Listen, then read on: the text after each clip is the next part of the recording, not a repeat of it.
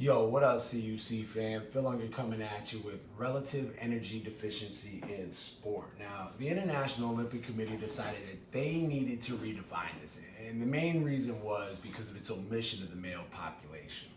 Now, the way they chose to define it was syndrome resulting from prolonged and or severe low energy availability, which affects athletes of both sexes, leading to impaired physiological and or psychological functioning, including detrimental health issues, compromised well-being, performance challenges, and elevated injury risk.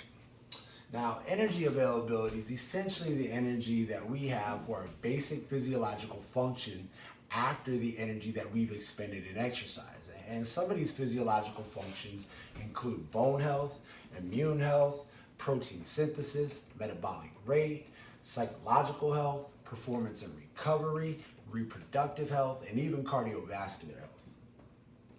Now, when this energy availability becomes low, like I said, it affects both the psychological and the physiological for the negative. And this is really due to a combination of disordered eating and excessive exercise.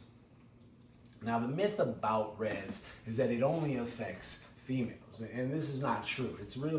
That's probably really due to the amount of research that's been focused on the female triad.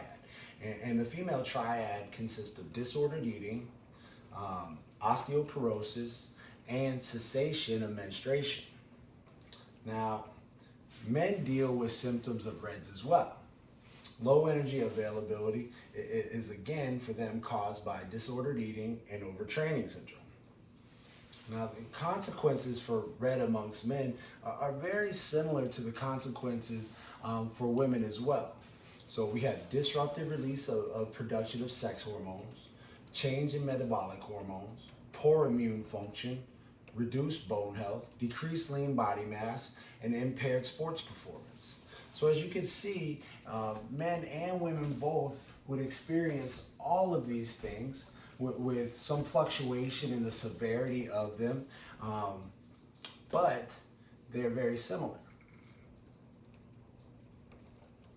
So going forward, really, the focus on women doesn't need to necessarily stop.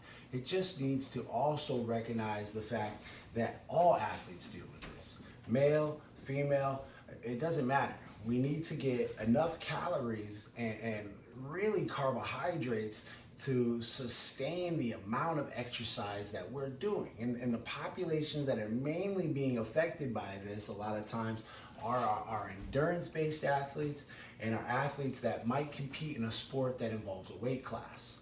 And so going forward, there will be more equity between men and women in the acknowledgement of the issue of a lack of energy and fueling our sports performance.